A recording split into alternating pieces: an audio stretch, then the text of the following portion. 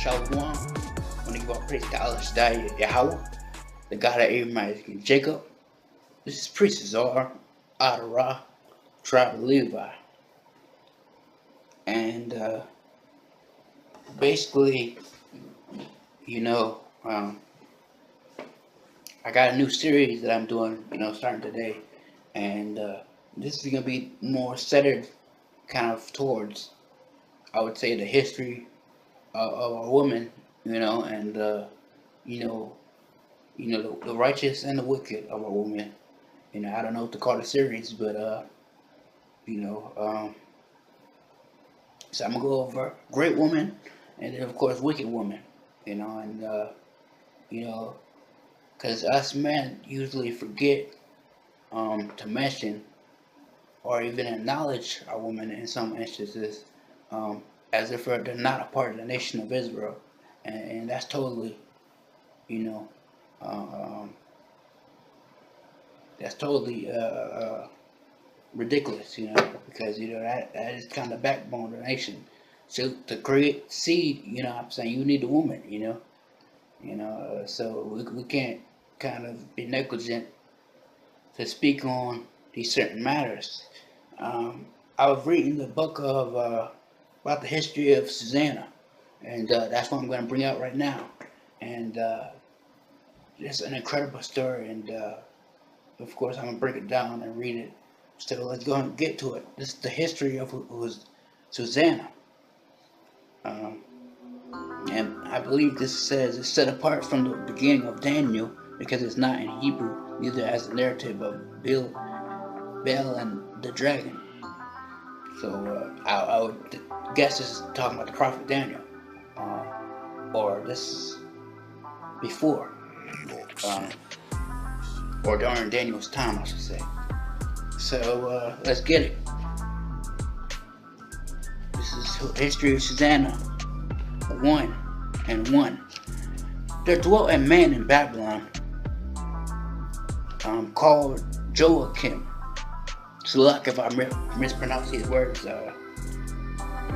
These names are pretty difficult. And he took a wife whose name was Susanna, a very fair woman, and one that feared Yahweh. So she was a beautiful woman, all right. She feared Yahweh, which means what? She had the understanding of the Torah. You know what I'm saying? She had the wisdom, man, the knowledge, the understanding. Because the fear of the Lord is the beginning of wisdom. Now Joachim. Oh, okay. Verse 3, Salah. Her parents were also righteous, and he taught their daughter according to the law of Moses. According to the Torah. Now Joachim was a great rich man and had a fair garden joining unto his house, and to him resorted the Jews, because he was more honorable than all the others. The same year were appointed 2 of the ancients of the people to be judges, such as the Lord spake of. That wickedness came from Babylon, from the ancient judges, who seemed to govern the people. Verse 6. These kept much at Joachim's house, and all that had any suits in the law came unto them. Okay, so now we have elders, right? Ancients, right? Of the people that were hired to be judges. And we know the history is prior to this of us having wicked judges. People that's having clouded judgment, that script, Torah tells us not to be, biased in judgment or partial, one-sided, So they went to them for the matters of the law, of course. Now when the people departed away at noon, Susanna went into her husband's garden to walk, and the 2 elders saw her going every day and walking, so that their lust was inflamed toward her. They already violated the law. What law was it? Coveting thy neighbor's wife. inexcusable, right? They perverted their own mind. This is verse 9. And turned away their eyes, that they might not look unto heaven, nor remember just judgments. Verse 10. And here and all by it, they both were wounded with her love, yet durst not one shew one another his grief, for they were ashamed to declare their lust, that they desired to have to do with her. Verse 12. Yet they watched diligently from day to day to see her. And one said to the other, Let us now go home, for it is dinner time. So when they were gone out, they parted one way from the other, and turning back again, they came to the same place. And after that, they asked one another the cause. They acknowledged their lust. Then appointed they a time both together when they might find her alone. So they're acknowledging your lust. This is wicked as hell, man. This is wicked as hell.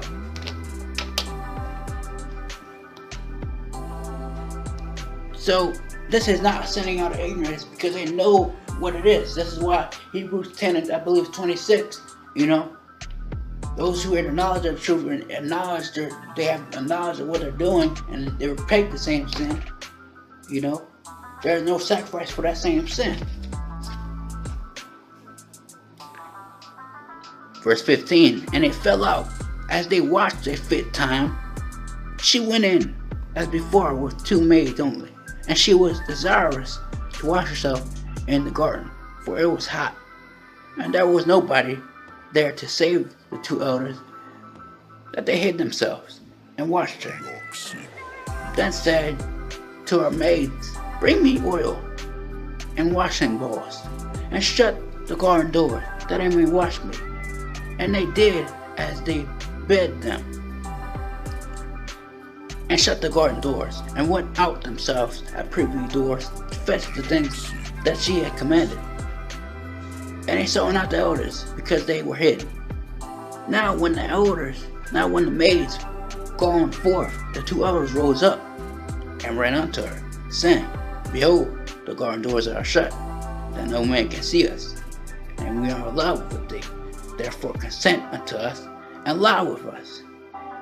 If thou wilt not, we will bear witness against thee, that a young man was with thee, and therefore thou didst send away thy maids from thee.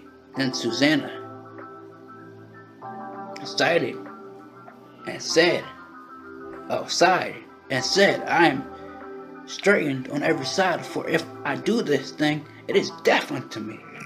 And if I do not, I cannot escape your hand. It is better for me to fall into your hands and not do it, than to sin in the sight of Yahweh. Wow. That was the part I had to underline right there, brothers. Because that was very courageous, you know what I'm saying? And these are things that more of our people need to hear, man. That was very courageous, very powerful, man. To stand up to 2 judges, 2 elders. It's a woman, of course, But, I'm about to get to a key point that I seen. With that Susanna cried with a loud voice, and 2 elders cried against her. Then ran the one and opened the garden door. So when the servants of the house heard the cry, they rushed in at a privy door to see what was done unto her. And when the elders had declared the matter, the servants were greatly ashamed, when there was such a report made of Susanna. So she's not the type of woman, to do these type of sins, man, because she was taught at a young age by her parents the Torah, man. She was taught the uprightness, you know what I'm saying? She was of good report.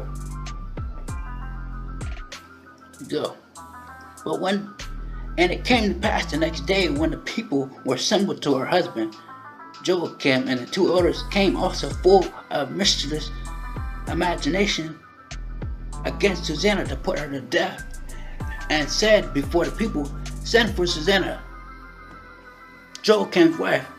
And so they sent. So she came with her father and mother and children or kindred. Now Susanna was a delicate woman and beauteous to behold, so she was a very beautiful woman. And there these wicked men commanded to uncover her face, for she was covered, that they might be filled with her beauty. Now it was another key point that I seen. Now, people will say, "Oh, you see, she covered herself." But, why did she exactly cover herself? And I've read in it's Had a Covering of Sin video, we mentioned that at times, it would be kind of customary in the sense of when we do feel shame, we'll cover ourselves. Because no one wants to see our countenance, And this is exactly why. So was the covering on her before? I think not. Therefore her friends and all that saw her wept. Then the two elders stood up in the midst of the people and laid her hand upon her head. And she weeping looked toward heaven, for her heart trusted in Yahweh. And the elder said, "As we walked in the garden alone, this woman came with two maids and shut the garden doors and sent the maids away. Then a young man who was there hid, came unto her and laid with her. Then we stood in the corner of the garden, seeing this wickedness, ran unto them. And when we saw them together, the man we could not hold, but he was stronger than we, and opened the door and leaped out. But having taken this woman, we asked who was the young man was, and she would not tell us. These things we do testify." Then the assembly believed them as those were the elders and judges of the people, so they condemned her to death. It's a very powerful position to be a judge or an elder, you know what I'm saying? And then you fast forward to today, everybody believes what the elder gotta say and ready to condemn anybody who goes against the elders. That's the new under the sun. Then Susanna cried out with a loud voice and said, "O everlasting power, thou knowest the secrets, and knowest all things before they be. Thou knowest that they had bore false witness against me, and behold, I must die, whereas I never did such as these men have maliciously invented against me." These elders have broken like at least 5 laws already. Ridiculous, man. But I'm gonna get to another key point in a minute. Therefore she was left to be put to death. The Lord raised up the Holy Spirit of a young youth who was named Daniel. Then all the people turned toward him and said, "What mean these words?" Who cried with a loud voice, "I'm clear from the blood of this woman." Basically he's saying this woman's innocent. Alright? The young brother, young youth, right?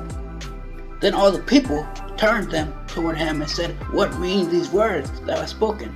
So he, standing in the midst of them, said, "Are ye such fools, ye sons of Israel, that without examination or knowledge of the truth, ye have condemned a daughter of Zion?"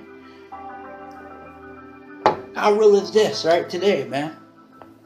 We're so quick to condemn without examining the full matter, Remember, under Torah, once again, God said to keep the law, statutes, commandment. Anything that's said unto you, any allegation must be fully investigated.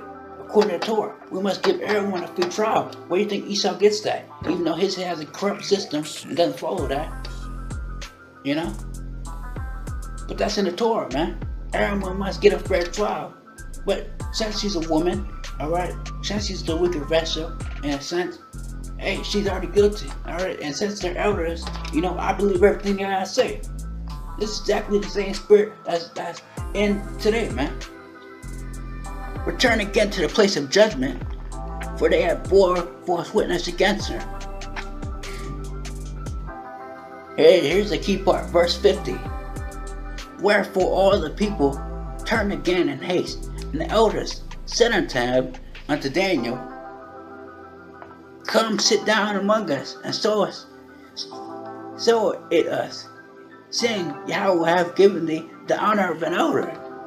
Hey man, when I read this, man, no lie, I thought I was thinking about Tahar and Gabar of GMS. This sounds just like that. Hey, since you know everything, that you an elder already, hey man, you know what I'm saying? It's just exactly the same spirit that was today, man. Then said Daniel to them, Put two aside, one far from each other. Now examine them. It's going to do an investigation. I'll pray. So when they put asunder from one another, he called one of them and said unto him, O thou art waxen old in wickedness, for thy sins which thou hast committed aforetime has come to light. You know what I'm saying? And that's, once again, that's a lot of elders.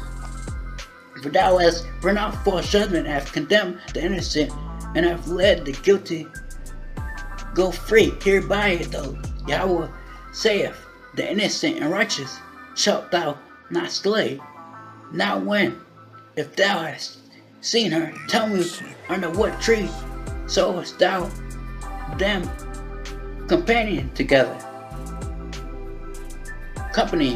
Salah, who answered under a mustic tree. Salah. And Daniel said, Very well, thou hast lied against thy own head, for even now the angels of Yahweh have received the sentence of Yahweh to cut thee into two. So he put him aside and commanded to bring the other, and said unto him, O thou seed of Shoshanna, and not of Judah, beauty hath deceived thee, and lust hath perverted thy heart.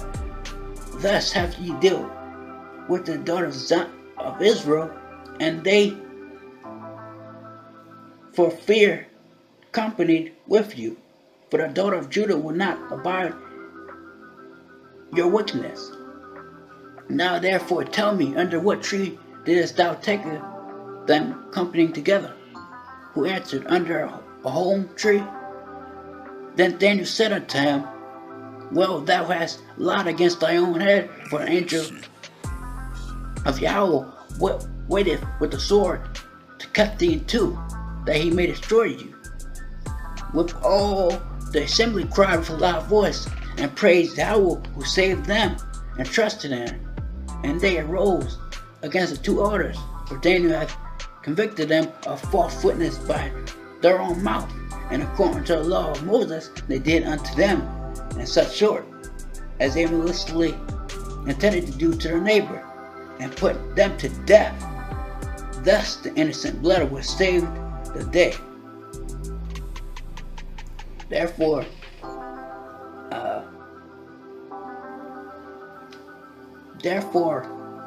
basically Susanna's dad and wife praised Yahweh for their daughter Susanna with Joachim, her husband, and all the kindred, because there was no dishonesty found in her.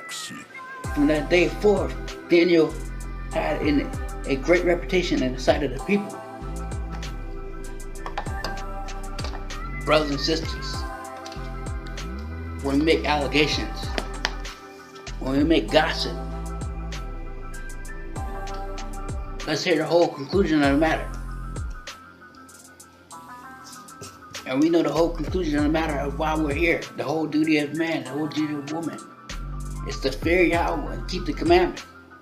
Not play, alright? We have sisters gossiping against each other, brothers going against sisters, this, that, all these type of stuff. Elders committing adultery, you know? The wickedness has reached us, the height of heaven, you know what I'm saying? Israel wants to blame heathens, but at the same time, look at your own wickedness. Examine yourself, man. But, you know what I'm saying? What a valiant story, incredible story, and that was just a greatness of Susanna. And, you know, I got more videos coming with that. You know, Shalom.